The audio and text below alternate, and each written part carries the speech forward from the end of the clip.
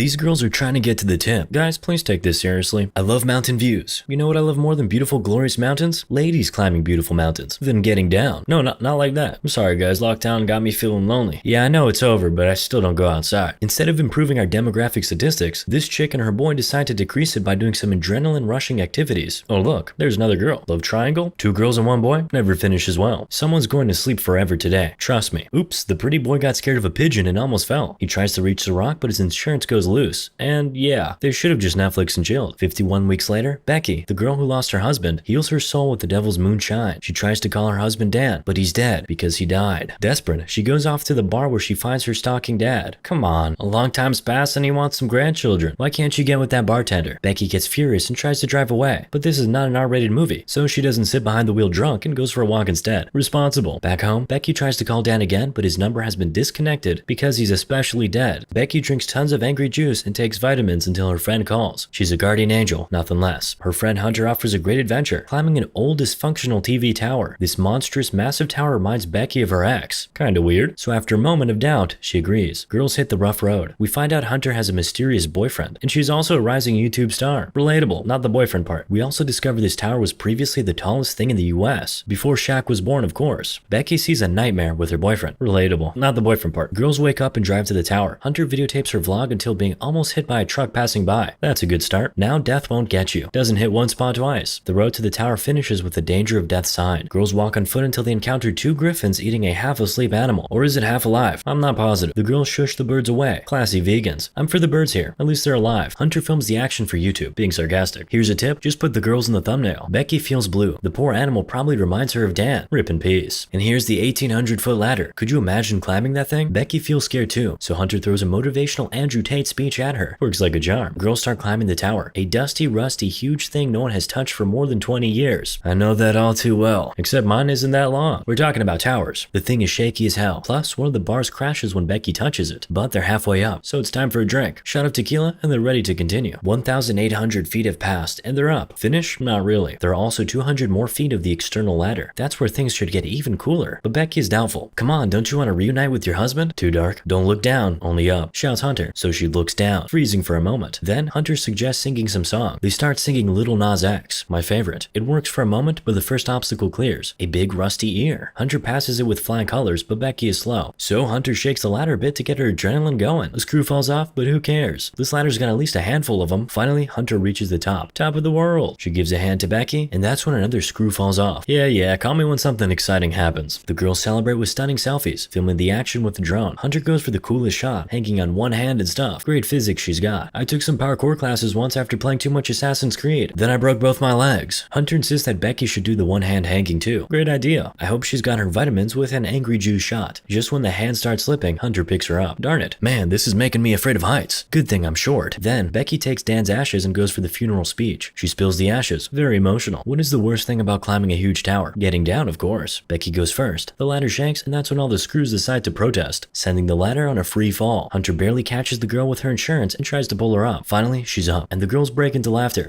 Almost died. So what's next? Joy is also my reaction to almost dying. Anyway, it takes them way too long to realize that you can't go down the ladder without the ladder. Amazing. 200 IQ moment. Luckily, the girls have phones. Phones that don't have a signal. The world without Starlink is depressing. Hurry it up, Elon. The girls study their pizza-sized platform. Looks like a 5-star spot for booking, but without food and water, they will soon expire from dehydration. Though they do find binoculars and a flare. Better than nothing, I guess. Then they realize a bag with their water supplies has fallen on that rusty ear. But Hunter is still optimistic. She believes someone must have totally heard the huge boom when the ladder crashed, and now everyone's calling the popo. That's the moment when Becky realizes she got her leg damaged. Those hypothetical couple of days they can survive slowly turns into a couple of hours. Hunter bandages her friend's leg, and the girls get comfy. You know what this means. Bear Grylls moment? Oh, never mind. The precious water is wasted. Becky asks why Hunter began YouTube in the first place. Well, you know it's the best platform for girls to promote their private page. You know, the one for fans only. Hunter says she did it after Dan was deleted, to teach the world that life is short. Becky hears the name of her ex and gets triggered immediately. No chill. 5 hours pass, and the girls use the time to spot an old RV and a bunch of griffins. I can see they're mad and seek revenge. The birds, that is. Suddenly, the girls get a brilliant idea. Post for help on Instagram and get the phone down with the rope, hoping to get some connection. Hunter gets as low as possible, hanging by one hand again. Show off. Actually, my grip strength is that good too, but only in my right hand. What? I scroll with the left. They get the phone up and check it. No posting. Then they throw the phone down, making sure it doesn't crack by putting it in a shoe and a sock. Brilliant. Just one remark. Instead of posting on IG, tweet that you have one of the secret folders from that one politician's house. FBI will arrive in 5 minutes. Unfortunately, the shoe and sock are not enough. I agree. Nothing beats the real thing. I hope you guys get that. So they enforce it with Hunter's push-up bra. Darn it. The one thing that was holding my attention this entire time will be much more difficult to continue now. A few hours later, Hunter spots some hobo walking around the tower with a dog. The girls try to get the man's attention, but he's Sigma and walks away. Then Becky throws a shoe and another one. He spots it, but the size is not for him and he walks away. Classic Sigma behavior. Becky wants to shoot a flare, but Hunter considers it better to shoot it when it's dark, since it's their only chance. They wait for dark and Becky gets time to inspect Hunter's strange tattoo on a leg. Then she spots her envious sight, seeing Dan and Becky dancing on a video. Sussy. I told you, 2 girls and 1 man never finish well. I for one finish fast. It's dark now. The girls shoot the flare and it works. Hobos spot them and go for help. They drive to the tower and spot Hunter's car. Oh nice, a car and the owner is stuck on a tower. Well, you got it. They stole it. But maybe they took it to get some help. Let's remain optimistic. It's deep into the night and the annoying red light on top of the tower starts bleeping. Becky confronts Hunter about the tattoo. It says 143. Turns out it's what Dan used to say to Becky instead of I love you. Imagine the epic fight girls can have at 2,000 feet up. Well, it would probably last only a couple of seconds before they fall off together. At this point, I'd be happy with that conclusion. Anyway, Dan was clapping Hunter for 4 months behind Becky's back. Scandalous. But the girls decide not to fight on their epic pizza-sized platform. Maybe later, when they get down. I mean, if. They keep talking about the messed up situation because what else can they do there? They say time goes fast with the pleasurable talk. So this one was long, like this darn tower. Finally, morning comes. It's officially been 24 hours since they got stuck. Hunter realizes that she can try and reach the backpack down the car. It's got water and a drone they can use to call for help. So she goes for it. With furious Becky on top, it'll be double the fun. Slowly, Hunter slips down, but the rope is not enough to reach the bag. Then she gets her insurance off and hangs by one hand. Her signature move, trying to reach the bag again. Doesn't work. So she swings to it and jumps right on the ear. Wow, this thing is solid. Anyway, Hunter grabs the bag and drinks some water right in front of thirsty Becky, just to make her a bit more jealous. Then she realizes she can't reach the rope and get back, so she uses her selfie stick as a hook. Knew those things were good for something. She hangs the backpack and tries to reach the rope. Okay, now Becky will get the bag and call for help. Nah, Hunter will jump on the bag. Thirst is playing tricks on their brains. Another jump of hope is booming, and Becky pulls her back. Hunter almost reaches it, then slips, and the end. I mean, how could she survive this one? Joke's on you. She just landed on the bag. Whoa, this is so wrong in so many ways. Hunter hurt her hands badly, so it's a one-person job now. Becky pulls her up. The girls write the help message and send the drone offshore, but it's out of battery, so they get it back and it runs out of power, falling into Becky's hands. Nice catch. So, what's next? Is it time to weep quietly into the night? It's nighttime. Becky wakes up and doesn't find Hunter. Griffins fly around her. Those freaking birds. Never should have made them mad. She turns around and finds a sleeping Hunter getting eaten by the birds. Oh god, it was just a dream. Oh, but we're still stuck on this tower, aren't we? Oh yeah, that's real. They realize how to charge the drone. Turn off the annoying red bulb on top and stick the charger in an empty sock. It's Becky's turn to perform the magic. She goes up and tries to unscrew the bulb, but it's pretty hot, so she takes her shirt off to make us hot too. Finally, I got pretty cold after the push-up bra went off the screen. Becky unscrews the bulb and throws her wedding ring in the socket to reach the charging. It worked. Now hang in there for a few hours to charge it full. She does it pretty well, but birds smell the medium rare cooked vegan meat and attack her. And they never succeed. That's why we're on top of the food chain. Because we get on top of rusty towers instead of clapping. Go humans. Finally, the drone is charged and Becky gets down. Good old platform. They decide to wait a few more hours for 10 a.m. the motel checkout time. Meanwhile, girls keep themselves busy by sharing some regrets. Becky regrets that she didn't listen to her dad and was rude to him. And Hunter regrets clapping her best friend's husband. You'll have time to apologize. Oh look, it's drone time. The drone goes pretty solid, but the passing by truck is even more solid. It gets the birdie down. These girls cannot catch a break. It's almost nighttime again, so Becky suggests that they should send another message with their phone. They could just put in Hunter's second shoe. Great idea. But guess what? Hunter's rip in peace. Dead from all the dying she did that time she fell off. She got smashed on the metal ear and was eaten by meat-eating birds. And Becky only imagined her friend was still alive because she was afraid to be all alone up there. Relatable. The storm is coming, so I guess Zeus will be the final boss. Becky records her last message to her dad. Another morning. Rise and shine, sleepy bird. Talking about birds, when'd you start to eat your leg? But whose food here? We humans are on top. Becky catches the bird, claps it, and eats its fresh juicy meat. Then she goes down to Hunter, writes a message on her phone, gets it in the shoe, then gets the shoe inside Hunter and throws her body down. A sentence I never thought I'd write. The metal ear decides it's the best time to give up and starts falling off. Luckily, cops were already on the move. Dad comes to the tower on time to see the body bag zipped up. Jokes, it's just Hunter. Becky is alive and well, and will never mix vitamins with angry juice again. Moral of the story?